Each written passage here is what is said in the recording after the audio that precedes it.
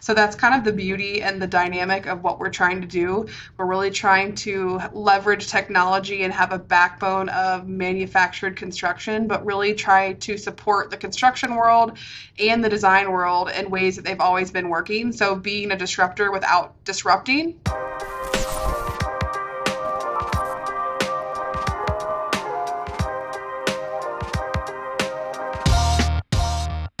Welcome to the Construction Disruption Podcast, where we uncover the future of building and remodeling. I invite you to join us as we explore an industry that is always evolving with new products, new designs, new practices, and new technologies. From builders to remodelers to design experts to executives, as well as some of those just with outside perspectives, each episode of Construction Disruption is going to meet with forward thinkers as well as other in-the-know folks to share their unique insights. Construction Disruption is produced and created and sponsored by Isaiah Industries, which is a manufacturer of specialty metal roofing systems and other building materials. I'm Todd Miller. Our co-host is our sales manager, Seth Heckeman. Our creative director, Ryan Bell, and content creator, Ethan Young, are our behind-the-scenes production team. So, Seth, our listeners and viewers will have no idea as to when we recorded this, but I'd be remiss if I didn't say happy birthday to you today. Well, thank you. Great way to celebrate. You know, most of us get our birthday off as a holiday when we're on birthday here, but apparently you don't. No, you booked me for 12 hours today, so That's on you, I think. Awesome. So. Well, good. This one is a big one for you, starting a brand new decade, your 40s. Oh, wait, your 30s. I got to say, I'm very blessed by our team members here at Isaiah Industries, certainly you and so many others.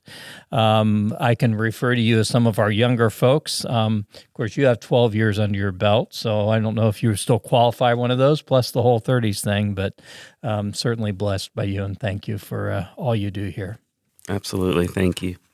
So one of the things you and I need to start to do, we need to start to share stories. So Seth and I have traveled, had a lot of experiences together over the years, and we have run into some crazy things in this construction industry. So future podcasts, just to give you a little tease, everyone, we're going to start to share some of those stories and some of the things, some of our fun adventures, I'll call them anyway. So let's go ahead and get started. Our guest today is another young and fresh voice who really is leading the way in the $1.6 trillion North American construction industry. Lindsey Ray is Vice President of Interior Construction for Falkbuilt Ltd. With about 300 team members scattered over 40-some locations, Falkbuilt is headquartered in Calgary, Alberta, Canada, and they provide interior design and construction services that are intended to revolutionize the construction industry with digital technologies. Fairly new to the scene, Falkbuilt manages digital components aimed to bring speed, efficiency, and sustainability to the construction industry. They aim to build quick, cost-effective interior solutions such as doors, window frames, walls for healthcare, education, and commercial spaces worldwide, with a focus on spaces and rooms that are airtight, noise-free, bacteria-repelling, and easily cleaned. Their off-site manufacturing and on-site assembly of precise construction components provides for a fast, clean, and efficient install of interior spaces. Lindsey's degree and experience are in interior design and architecture. I really see what Falkbuilt is doing as being truly disruptive to our industry, and I'm excited to learn more. Lindsey, if I understand things correctly, you've been with Falkbuilt pretty much since its beginning. Mm-hmm. In my description of the company, I used a lot of words that, frankly, I stole from the internet. So I'm curious, could you kind of share with us and tell us a little bit more, maybe in layman's terms, of what your company does and what you do? Absolutely. So I think you described Falkbuilt fairly accurately, but it's exciting because we really are trying to revolutionize this world of interior construction, but we're actually trying to do it in alignment with the way that construction has been done for over 100 years. So that's kind of the beauty and the dynamic of what we're trying to do. We're really trying to leverage technology and have a backbone of manufactured construction, but really try to support the construction world and the design world in ways that they've always been working. So being a disruptor without disrupting, if that's a good way to put it. That's cool. That's pretty neat. So you kind of come from an entire interior design background. Was your passion for that something that you always had as a child and something you always cared about, or is it something more that you fell into? You really sound passionate, so I'm guessing you've had it for a while, but tell us a little bit about how you came to do what you do. Yeah, absolutely. I think it was a little bit of dumb luck, honestly. I think, the idea of venturing into your 4-year university with some idea of like who you want to be as an adult is pretty scary, but somehow I had it figured out that I knew I had the math brain, I had the art brain, and interior design and architecture was kind of the best of both worlds. The format in college for interiors and architecture was super supportive of how I work best. It's very collaborative, it's very project based. So ever since I had decided to major in interior design, I've really fallen in love with it. I don't think that for me, it's really a career. It's more of who I am, frankly. And so it's just been something that's really been in alignment with myself. So after graduating college, I worked for a few different architecture firms. I moved out of state for a few years and then came back to Northeast Ohio and worked for a really large global architecture firm working on commercial interiors and large scale world headquarters projects. So as you talk there about, what drives you and kind of that love for collaboration and project-based things. I'm just kind of curious. I mean, any particular project you've worked on that comes to mind that, wow, I really loved that one? Well, I have a soft spot in my heart for Goodyear. I was a part of Goodyear's global headquarters in Akron, Ohio, and Sure. so I've become Wow. a Goodyear snob ever since. So whenever I get a new car, it has to have Goodyear tires. But it was a really fantastic project because they just have such a rich heritage and culture in terms of what they do, and they're so proud of who they are and their brand. And so from a construction standpoint, I learned so much in that project, but they were also just a really fantastic company to get to know, and the people that work there were just really, really amazing, proud people of that brand and that company. So that was a really kind of once in a lifetime experience. Man, it is an iconic brand. I have to say like it was last week, I was driving in my hometown and I saw a ground van for the blimp or one of the blimps in my town. So I'm like looking at the sky all over thinking, surely I'm going to see it. I never did see it. They were just kind of sitting someplace. I thought, well, there's got to be something going on, but that was pretty cool. But what an iconic brand. That's pretty cool to have worked with them. Definitely. It's on my bucket list to get a ride in that blimp one day. Awesome. Hasn't happened yet. So as I think back to commercial and public spaces and office spaces, so I have to share that when I started my career 35 years ago, my office, and for the most part, pretty much every office I visited in the country were these boxes of offices with wall-to-wall wood paneling. And it started out, it was like dark, knotty pine, real wide board stuff. And then we were really styling later when we turned more to some of the honey oak finishes and the narrower boards. That was pretty cool. But so different from today. And the reality was, after being trapped in that paneled office all day, by the end of the day, I really wanted to go home, where I probably had more wall-to-wall paneling now that I think about it. But I'm curious, what are your philosophies? What are your thoughts on how that entire interior design of the environments that we work in or live in or visit, how does that impact us?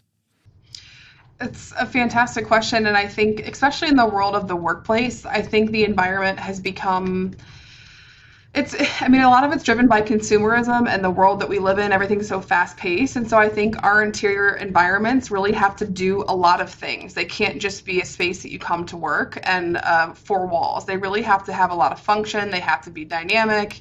I think they have to be tied to the people that we work with and the culture of the companies we work with. And so I think the interior environment really has this opportunity to be really special, be very purposeful, have intent, but also serve the people that are within those spaces. And that sounds a little like, I don't know, high level, but I think when it really comes down to it, there's no reason why interior spaces can't do that. So whether it's a healthcare space or your doctor's office or a dentist's office, now more than ever, the spaces we visit are so much more purposeful in terms of when we go and how we go there. And so I think people are really taking a pause now to think about how those spaces can be designed to be as purposeful as possible, to be as useful as possible, but then also to be flexible, because I think we've learned that the world around us is changing faster than we ever imagined. So how do we solve all these problems, but also be able to evolve and change as companies and brands and everything else around us evolves as well? When you think back on that Goodyear project, or maybe it's some other project that comes to mind, can you give us some examples of that, where moving beyond just expedient, efficient function of the space and really, reshape it, reform it to shape who's going to be using it? Absolutely. So I think that project is interesting for me because I also feel like it was like a precursor to my career in prefab construction, because we were really involved in the programming and the human side of how space is allocated. And it's a 700,000 square foot building. It's a massive building. And their teams were changing so much as they were building office space that they were tearing drywall offices down in this brand new building as they were building them, because their programs had shifted. And so to me, I was like, this just does not make sense. Like, this is crazy to me that we have such an antiquated process that it can't support their company literally just during the construction phase. So if it can't support that now, how's it going to evolve in the life cycle of this building in 25 years? So I think that experience really led me to this idea that there should be a better way to build. And so I think that physical example to me, not even just touching on the sustainable side of that, sustainability and how that plays a role in this. I think that was just interesting to see how much companies do change and do evolve. So that was a big lesson for me. The other fantastic component of their space that I think was very well executed was there were so many moments from a branding standpoint that really anywhere throughout that building, in a very simple manner, you knew whose space you were in without seeing a Goodyear logo. So there was a tie to their chemistry background and how tires are made and like the actual alchemy of tires. And so the history and it just was very thorough and thought out in terms of how you understood them as a company and them as a brand without even seeing a Goodyear logo. So that part of environmental design, I think, was really, really great to see executed on that project. Very neat. I want to visit there sometime now. I love it. It's a really, really amazing building. Can you get us in? Yeah, we'd love to see. I could see if we could arrange something. Yeah. So I'm sitting here thinking, so my son graduated from college in spring of 2020 in the midst of everything, but he was computer engineering and he's out looking for a job and all that type of stuff. And that was about the same time this television show, Zoe's Fantastic Playlist, what is it? Zoe's something playlist? Extraordinary Playlist was on television. And I don't know if you ever watched that, but they work in this incredible office environment, and they're always changing stuff between episodes to make it look different. But I kept thinking, okay, that would be cool if he could get a job in a place that had an environment like that. Instead, he got a job where he's working from his home pretty much every day of the week. But it is interesting to think about how that environment kind of plays on us and be able to be totally immersed in it as a team member some places is very neat. And so I applaud you for what you're doing. You had mentioned, I want to touch on something. You've talked a lot about Falkbuilt and the process that you try to follow and the new process you're bringing, but yet still honoring the old. But then I also, when I think of design, interior design, I think of aesthetics and what stuff looks like. How do you as a company create that balance between process versus aesthetics, if you will? That's actually a really good question because I think it's a problem that we're trying to solve often. Because we have an assembled solution that is kind of built with components on site, there's this innate flexibility or design around those components being componentized. And so there's definitely an aesthetic that comes with that.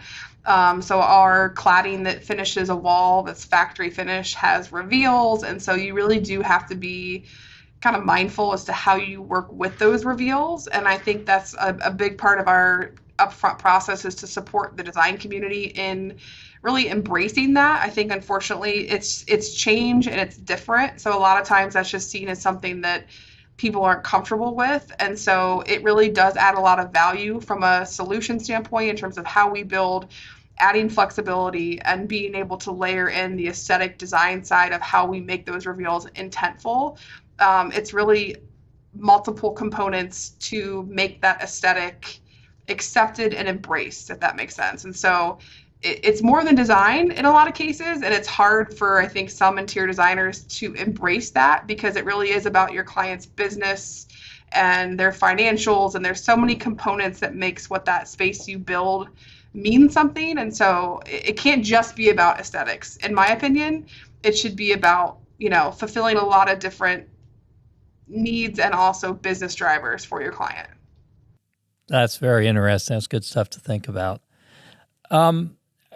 As you clients approach you these days, are there any new frustrations or dreams or wishes that clients are bringing to you these days? Maybe especially in the light of the COVID or post-COVID or hopefully someday post-COVID world that we live in? I think there's always the challenge of kind of balancing the unknowns. So whether it's schedule, whether it's budget. So there seems to be this constant uncertainty around construction. And so I think a lot of clients who aren't used to the construction process or the cost of what it takes to build a space, there's just constant change. And so we try to align ourselves with all the partners on a project, whether it's a construction manager or a GC or the architect, to really help add that cost certainty and that time certainty, because I think even just guaranteeing that we can build this in the time that we say we can with the budget we're giving you is not really what's happening in the world around us. Raw materials are constantly changing and there's shortages. And so I think that uncertainty, as much as we can be experts and support them in that journey, is what they're really looking for. Are any of those, I'm just curious, raw material shortages, I mean, are they forcing design changes in order to somewhat try to stay on schedule, or are people just waiting it out?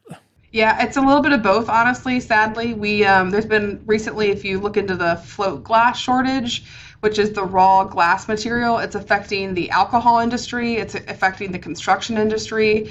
A lot of it's due to the fact that all the restaurants and bars were closed for so long that there's no recycled glass. So we're having a shortage on the recycled glass standpoint.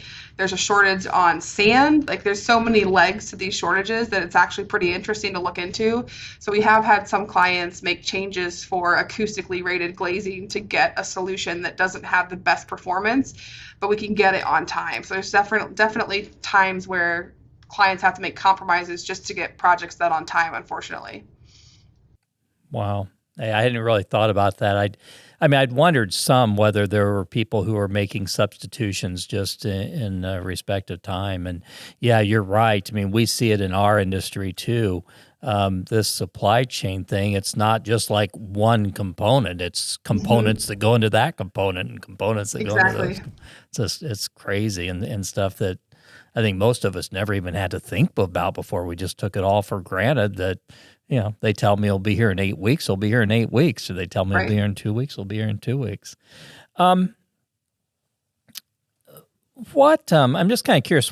Tell me a little bit about the process when someone comes to Falkbuilt and, they've got an interior space to build out. What does that process look like once they engage you? That's a good question. So we as a company are kind of positioned as like an intermediary to a lot of different other things. And so in some cases, there's the code compliance and there's egress and there's permitting. And so that would involve an architect. And so we would kind of be a liaison from the very initial design phase with an architect through the actual, being a subcontractor under the GC. So we have a few different ways that we operate and we engage in different capacities, but our goal is to really engage throughout that entire timeline to support the design, to support pricing at a very early stage, to work through pricing studies, add value from a cost certainty standpoint, and also constructability to confirm. I don't think there's a lot of companies that exist to help design firms understand that what they're designing can actually be built or what it costs. And so there's a lot of time and value in that. And so that's a big part of what we do in terms of just saying, like, here's actually how we can engineer this. Here are the hardware details. Here's what this construction detail looked like. So it's a lot of coordinating what we would build and what we would manufacture along with what everyone else around us would be doing as well. So I think we're unique in terms of how we serve both the front design end and end up manufacturing and constructing these spaces, which is probably where I get the most fulfillment because you really get to see the full life cycle of a project. So roughly what percentage of your work is new construction, new buildings versus retrofit of existing?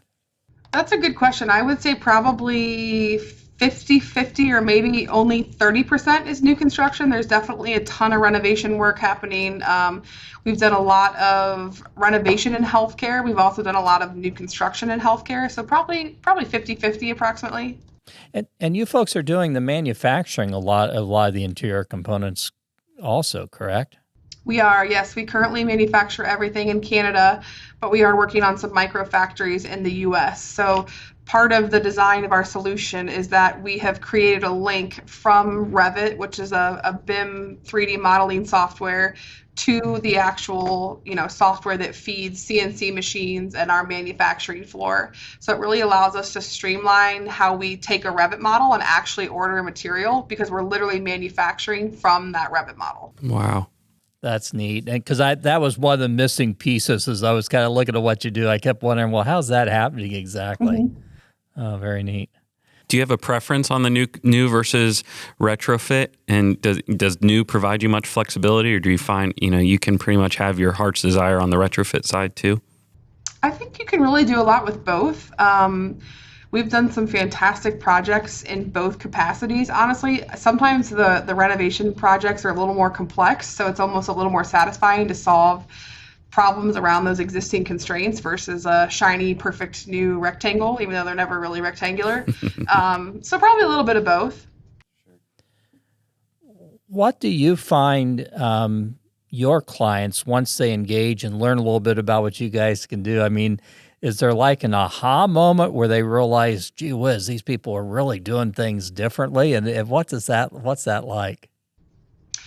I think unfortunately most people's reaction is it's too good to be true. Like there's no way you can be new, you can build faster, you can build cleaner and be cost effective. And so it's almost like our challenge to live up to those expectations. A lot of that too is managing the constraints of how we're being compared to conventional construction or drywall and metal studs. So it's a lot of like nitty gritty in the weeds, like how do we work through this? And then once we get to that point, it's definitely exciting. I think clients are particularly thrilled about the idea of having flexibility. Most clients don't need that flexibility. There aren't a lot of clients that actually move walls. Some do, but to know that they can, or they can add a TV, or they can change an office into a huddle room, I think to really have that peace of mind that you don't have to get it right the first time is really something that clients look for. It's a massive financial investment to renovate space or to build a new space, and so to know that you can evolve and change is usually, I think, that it's like a relief almost. Wow! So you offer them an option, really, that it will be flexible down the road as well. Then, absolutely, the assembled components can always be disassembled. So there's a lot of ways that can be. Even if you have a tenant that's leasing space, they can theoretically disassemble that entire office space and move it with them to the next space that they go in. And we could make modifications if there's a height change or if there's different building constraints.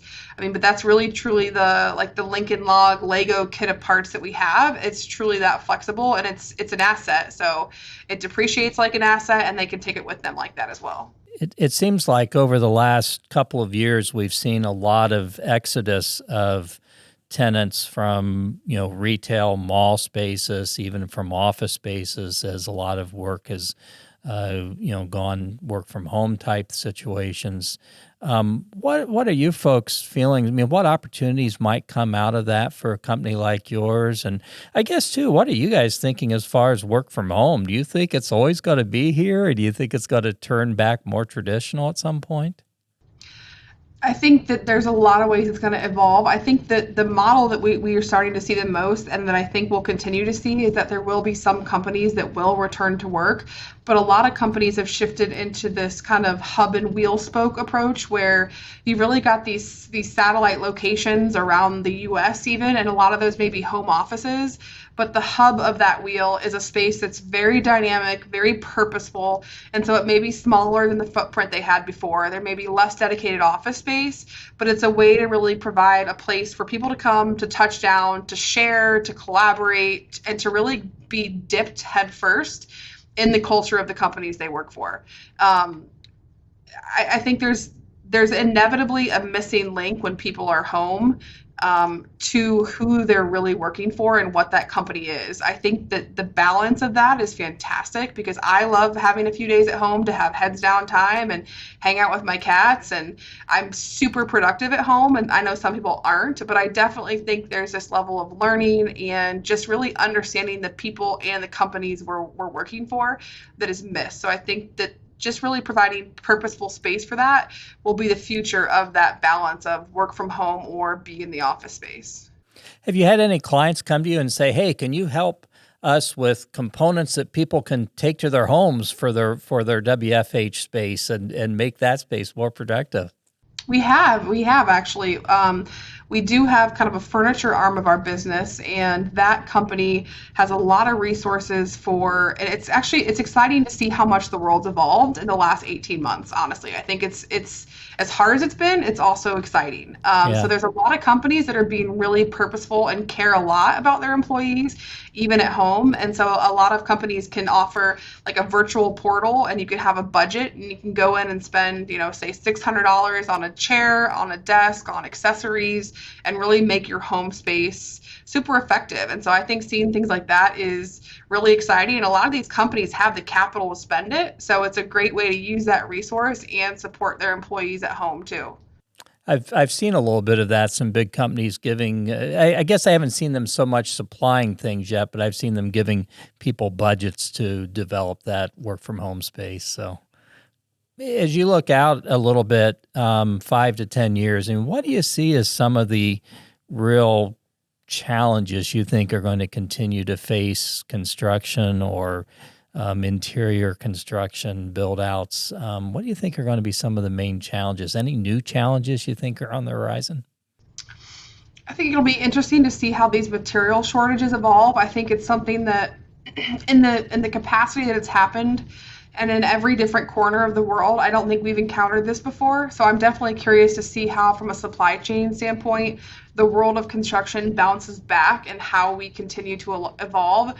I think the biggest challenge is really how we mitigate cost. So how do we, does the construction world, level out a little bit? Are we going to continue to see the cost of construction rise with the shortage of materials and the material costs rising? So it's definitely going to be interesting to see how that affects what we build and how we build. I also think we're going to be challenged to, serve clients in a way that meets this consumerism world that we live in. I mean, I think that is truly challenging the world of construction and the world of architecture and design. And so I think how we evolve to be fast, to be responsive, but also be mindful and kind of stay true to the roots of like how we do business will be interesting to see as well. Switching gears a little bit, I know in our world, roofing and building materials, I think a lot about color, and I'm often thinking about, where do those trends for new colors and things come from? And I know recently I've been looking a lot at some of the trending colors in automotive and thinking, gosh, is that something that could be carried over or should be carried over to roofing? As an interior designer, where do you look for those inspiration of trends and things that are the direction things are heading? Where do you find that inspiration? So That's a fun question. I think we're fortunate in that we are kind of a liaison to the world of architecture and design. So we have the benefit of working with firms across the US. So I personally, and us as kind of a liaison, it's really exciting to see how each company is designing. And so there's a lot of inspiration in terms of how different parts of the country might have a certain aesthetic or might have, construction details even that are more in tune with how they build and how they design things. So I'm always, excited to see how the design world is interpreting trends and forecasts, and being able to kind of compare and contrast how those partners of ours are really doing that as well. We're also fortunate because we have Sherwin-Williams in our backyard. So it's always exciting to see how, they're forecasting color and what that means from them from a paint standpoint as well. So that's always exciting to see too. We got lucky because I think it was in 2019 maybe the colors of the year were yellow and gray, which are Falk's colors. So we got pretty fortunate from a marketing standpoint. We didn't plant that one, but so it's fun to see how Sherwin-Williams ties into that as well. So do they have a design studio or something there in Cleveland that you can go to? And They do, and they're actually building some in different markets as well. So they have a whole forecasting team that works through, trends, and that's really all they do is study trends in color, study what that means to, every version of the design community. And they are building some actual design centers to really dive into their options from a color standpoint in different cities as well. Very neat. It'd be fun to have someone from there on construction disruption sometime to kind of... Yeah, I can make that connection. Yeah, that'd be great. That would be really neat. That'd be neat as well. Yeah. So if you met someone today who is just starting out in design or construction, and you bridge that gap so much between the two, what words of advice would you have for them? It's a tough question. I think one of the biggest things is to really leverage technology and build a skill set that allows you to be adaptive. I think that's something that we've all learned is how much everything around us is changing. So the more you can learn about, even if it's graphic design or print design, like the more you understand different components around us that may not necessarily apply to interiors or construction, I just think it lends yourself to the problem solving that is innate to design and construction. So whether it's, an interior designer understanding roofing and how that works and what that process looks like, I just think the more you can learn and be adaptive really will serve you long term. What are some of the ways that you make those connections and learn and watch? Are there certain websites you pay attention to, or who do you watch and listen to, I guess? I think YouTube's a great place. Honestly, I think you could probably self-teach yourself anything from YouTube. So I think that's probably the number one resource now. Even when I was in college, it wasn't really I don't even know if YouTube existed, frankly. But just being open-minded to challenging yourself and not waiting to be asked to learn something, whether it's like Photoshop as an example. I think Photoshop is one of those softwares that transcends any career. And so just having a unique skill set to understand how you can use different tools and teach yourself enough to be dangerous, I think is always a really great characteristic and obviously a skill set to have too. So Falkbuilt certainly seems like a great company that really is pushing the envelope and disrupting. Are you guys hiring? Are there, if folks are looking for career starts, a good place to go to? Absolutely. Yep. Falkbuilt's hiring across the U.S. So we have a network of branches, and we're looking for all different sorts of people. It's hard to hire, honestly, for what we do because it's such a weird, amalgamation of skill sets. So we're usually looking for unicorns that understand engineering, understand construction, understand design. So definitely looking to hire as we continue to grow. Gosh, thank you. We've covered a lot of ground. Is there anything that you wanted to share today that we haven't touched on? I think this was awesome to chat. I really appreciate the time. I think one of the things that we always run into every day is, when you're in the world of something new, you should expect to be challenged. You should expect for people to have a hard time adapting. And so as much as you can be an expert and be willing to not get discouraged when you're a disruptor and people don't want to be disrupted and they don't understand, I just think that the willingness to continue to push through that, be optimistic, try to be an expert, but not beat people over the heads per se, I think is always a fine line. But it's exciting to see as the world of construction changes and evolves, you will find people that will be supportive. So it's just kind of cool to see how we can disrupt in a world that isn't really used to it. You're absolutely right, and that's a lot of what we talk about here on this podcast. Is that construction industry, by and large, has been fairly stodgy, fairly slow to change, fairly slow to adapt technology. But yet, I really think we're at a point where we are going to, and where we have to, and the disruptors are forcing that, which is great. And so that's what we love talking about is, what those next things are going to look like. Cool stuff. So one of the challenges we give guests on our podcast is if they wish to participate in our rapid fire question round. So Lindsey Ray, what that means is we're going to ask you 7 questions where your only commitment is to give us the first quickest thing that comes to mind. Now, our listeners and viewers have to understand Lindsey has no idea what we're going to ask her. So are you going to participate? Absolutely. Cool. Well, I'm going to turn it over to Seth and let him fire the questions at you and see where it goes from there. All right, here we go. Rapid fire. Rain or snow? Rain. I think, okay, you gave us a hint at this one earlier. I don't know if they picked up on it, but dogs or cats? Cats.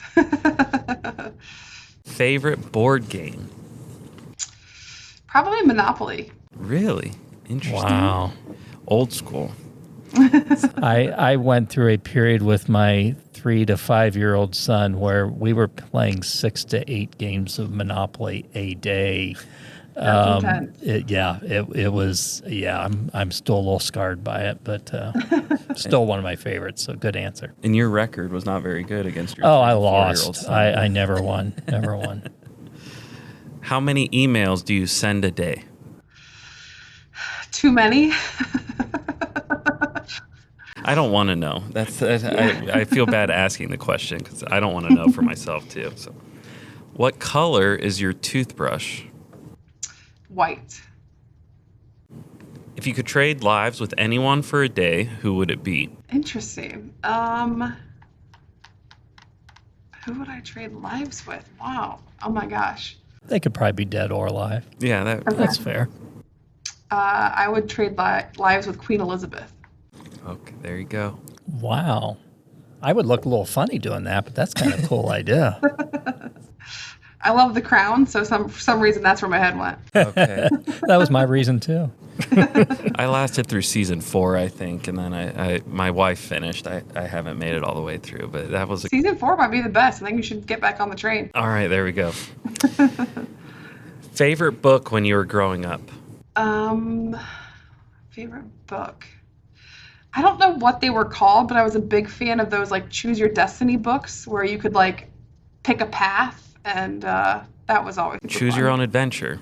Yeah. Yes. There you go. Yeah, that got brought up in my house just a few days ago, so I was a fan Really? of those as well. Yeah, there you go. Well, your life kind of like is a daily choose your own adventure thing, it seems like.